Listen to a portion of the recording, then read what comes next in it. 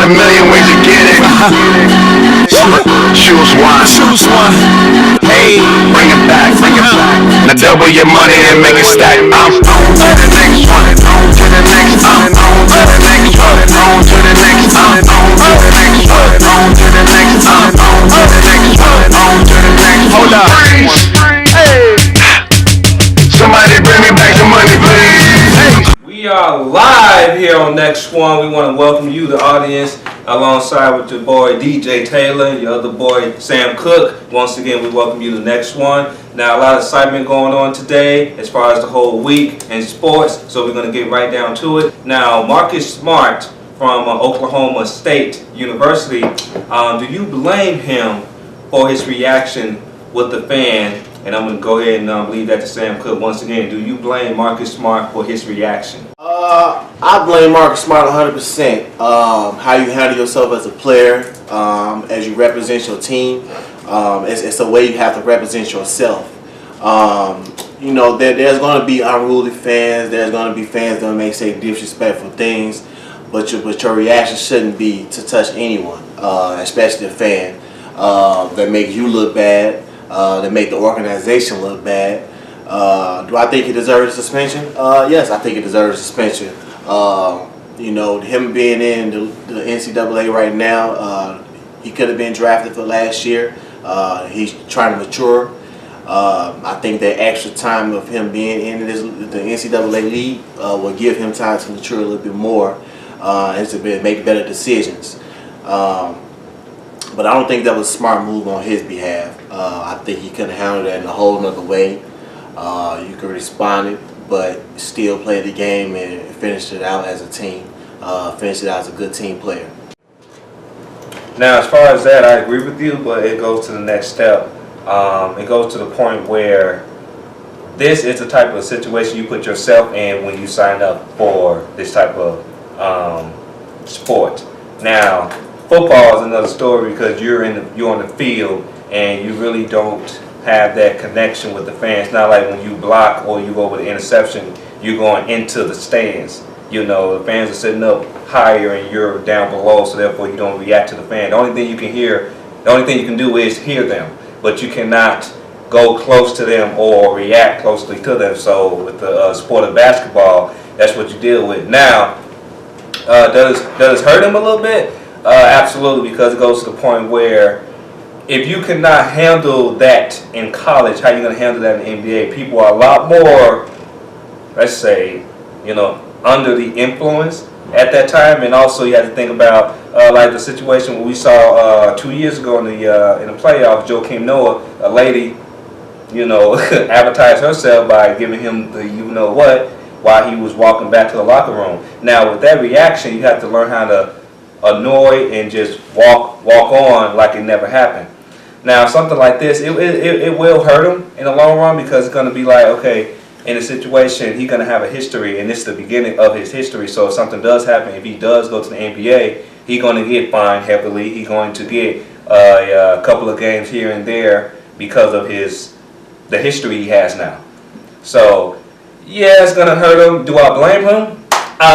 To some degree, because at the same time you have to be fair to the players because fans should not be able to say what they want to say, no matter how much money you spent, you know, things like that. And I understand it, but you have to protect yourself, and you also have to protect the players and also the fans too. So overall, everyone's to blame, and according to the reports, everybody apologized, so everything's good, I suppose.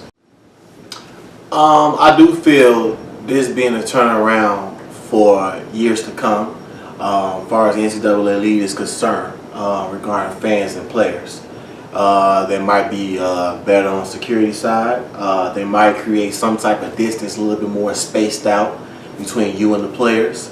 Because you notice in a lot of games, teams that are away from home, that other home games, they get disrespected.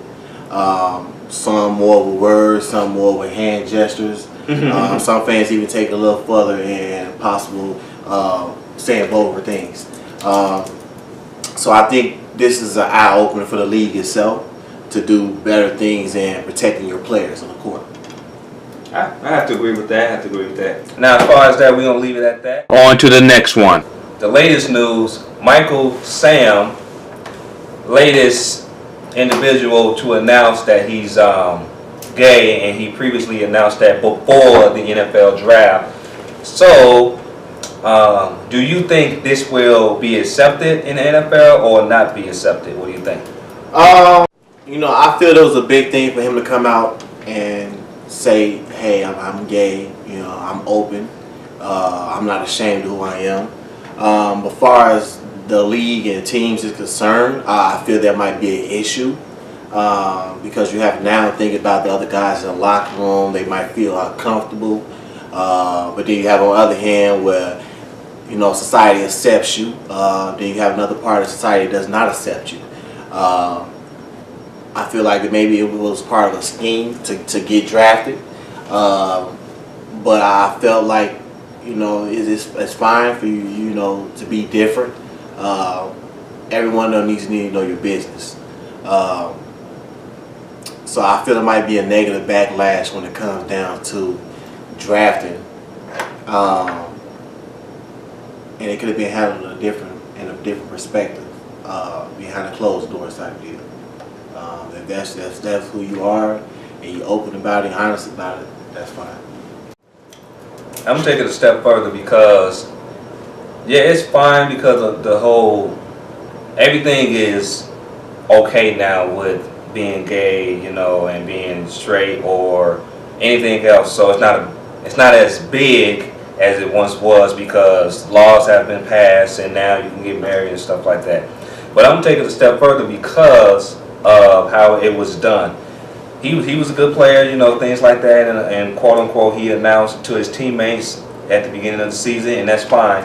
But I think this whole situation was a setup to get drafted.